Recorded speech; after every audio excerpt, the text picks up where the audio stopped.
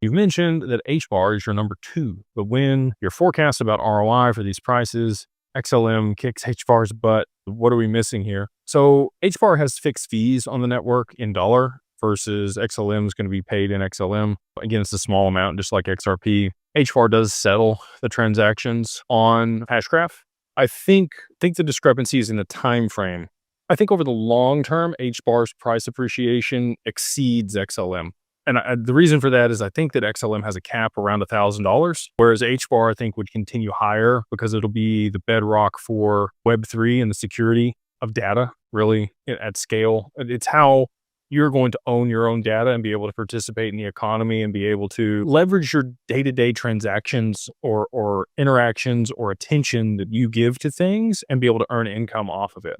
So if you own your own data and you have a decentralized identity on HBAR and the security on that doesn't allow other parties to just take that data from you, which is what currently exists today in Web 2. You're going to do all the things that you're going to do anyway, right? Like you're going to search the stuff you're going to search, you're going to go to the places you're going to go, you're going to eat, you're going to do all the stuff that you do. But if you owned all that and then people could pay you to market to you, that's what I think HBAR will provide.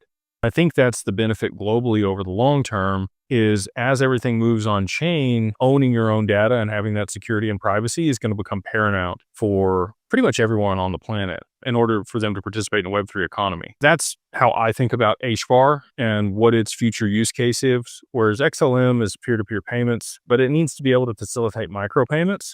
And so in that capacity, based on the code, it would be limited to 3 decimal places to the left of the decimal and 4 decimal places to the right. So highest value I can think of, and I could be wrong, this is just in my mind, would be $999, 9.9999, right? So effectively $1,000 would be the cap on XLM. And again, would love to be wrong on that. I would love people to make a lot more money than I think. But again, that's why HBAR is my number 2, because I don't think it's capped in the same capacity that XLM is over the long term. And again, when I talk about stuff, sometimes it is predicated on short-term price moves. Obviously, I'm positioned in XRP, but it's also the long-term price appreciation for XRP is why I'm there as well. I would be able to leverage that and then buy a bunch of HBAR or XLM and then service that debt with some of my other XRP that I put to work and some of the yield and return bearing strategies that DWP has.